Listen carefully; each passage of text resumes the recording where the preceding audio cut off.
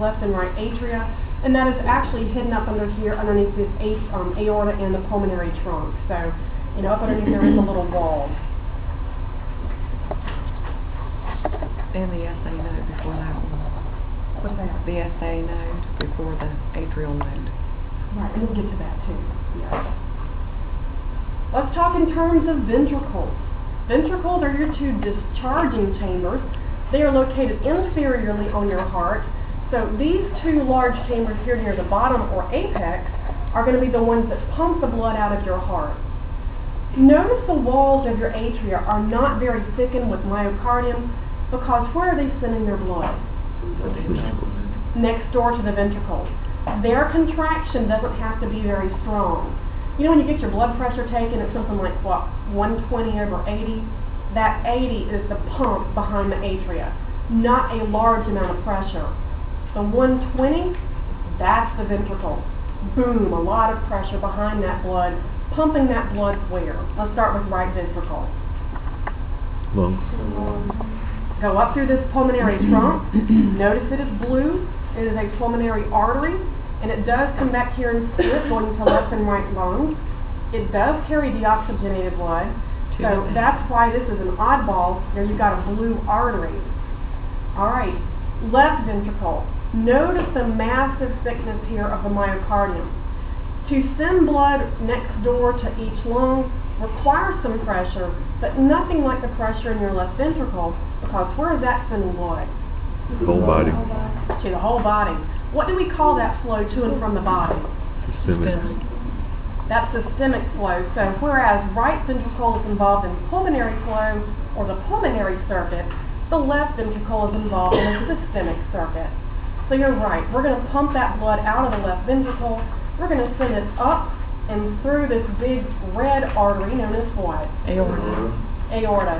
And then that aorta is going to carry blood out to the body, and that's one of our major arteries. In fact, it's very large, about the size of your thumb. So that's where the left ventricle is going to pump its oxygenated blood. It's up and out through that aorta. All right, so I got you a little blank there and a little question to fill in. I asked, do you know why the left ventricle is larger? Because it has a longer ways to go, it needs more pressure. Yeah, it's got more blood, more pressure sending out the systemic flow. You know, we're having to pump more pressure behind that blood for systemic flow.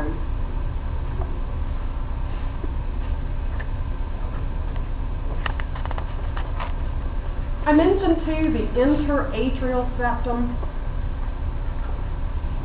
There is also an interventricular septum that divides the what? The left and right ventricle. Good, left and right ventricles. And you'll notice the wall of that interventricular septum is pretty massive with that heart muscle, that myocardium. So like I said, we can't see the interatrial septum. It is hidden between the two atria and by those blood vessels that sit on top. But there is a wall that travels directly between all those four chambers of the heart.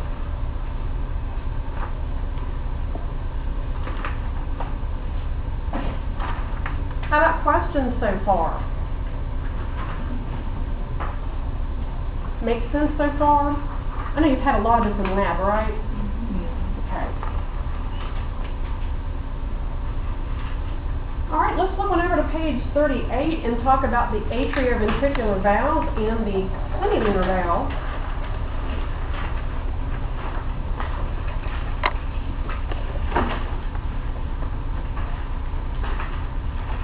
You have valves in your pipes at home. They stop water from flowing into your sink and your toilets all the time. Otherwise, you'd have like this bathhouse where the water constantly ran. Not a good idea for your water bill, right? Heart also has valves that shut off blood flow. Same concept here. The bottom line reason for having heart valves is to conduct blood flow in one direction through the heart and to prevent what? Backflow. Backflow, good.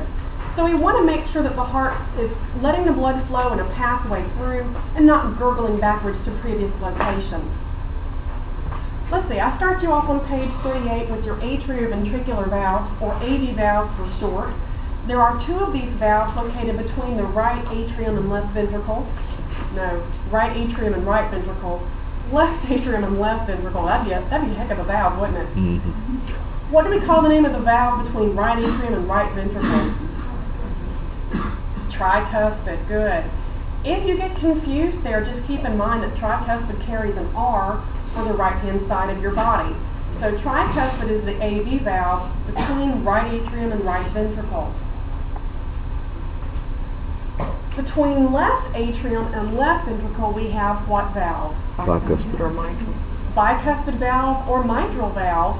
So if you've ever heard the old saying, try before you buy, as blood travels through the heart, it will pass first through the tricuspid valve, and then a bit later on through the bicuspid valve.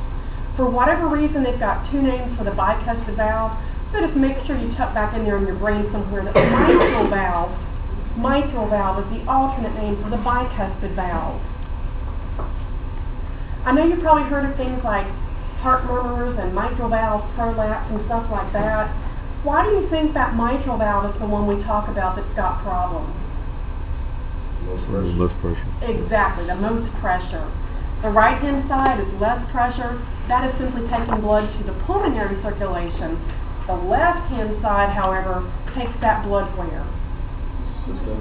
Systemic, all over the body. So we've got a lot of pressure behind that left ventricle contraction.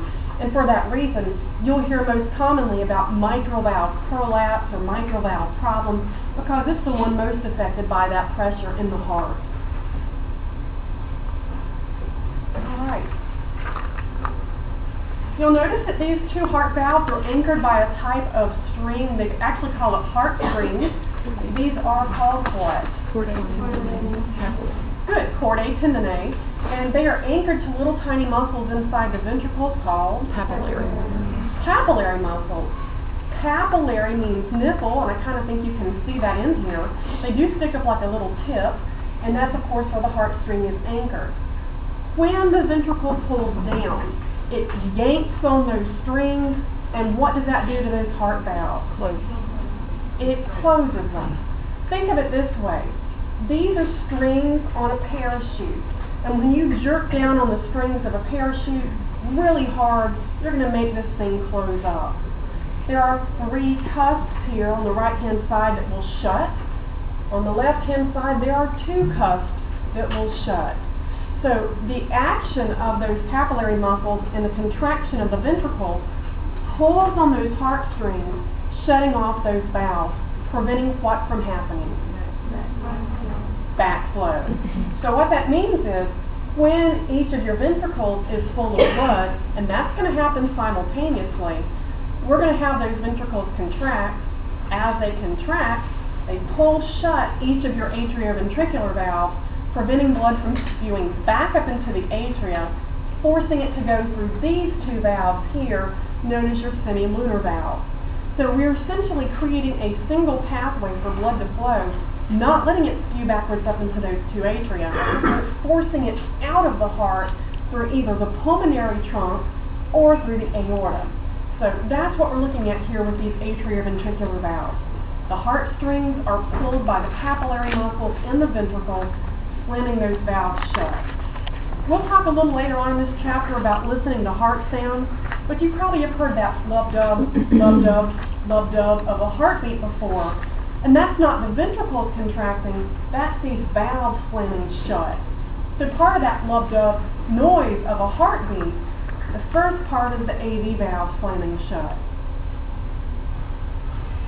Let's hit the semilunar valves. They are next on your worksheet. They look indeed like little half moons. There's where they get the name semilunar valve. They actually are creating the base of two big arteries that leave your heart. That would be your pulmonary trunk and your aorta. So these two large arteries, you'll probably realize here, are two different colors. You have one of them that is blue, one of them that is red, and the weirdness here is they're both arteries. What does the blue color actually indicate? Deoxygenated, right. We are taking blood in that blue colored pulmonary trunk to the lungs.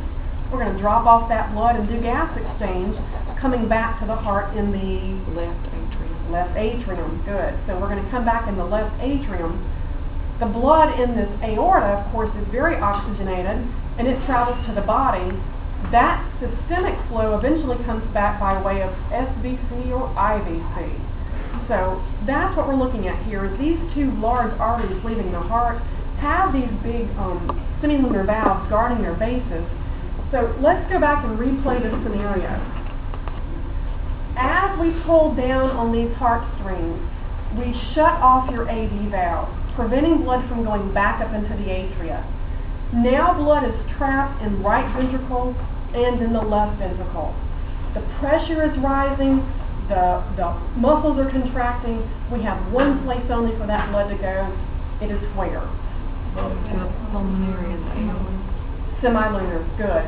Push up against pulmonaries and semilunars at the same time, and now blood is ejected from the heart. So those two valves, the semilunars, are like trap doors. They only open when blood is pushed against them. When the blood is no longer pushing against them, boom, they slam back shut. So they work a little differently, but their concept is the same, to prevent what from happening? Backflow. Backflow.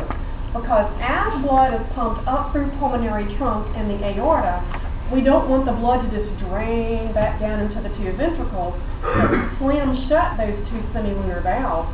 That keeps the blood in the aorta and pulmonary trunk, and then they'll be carried on to their destinations.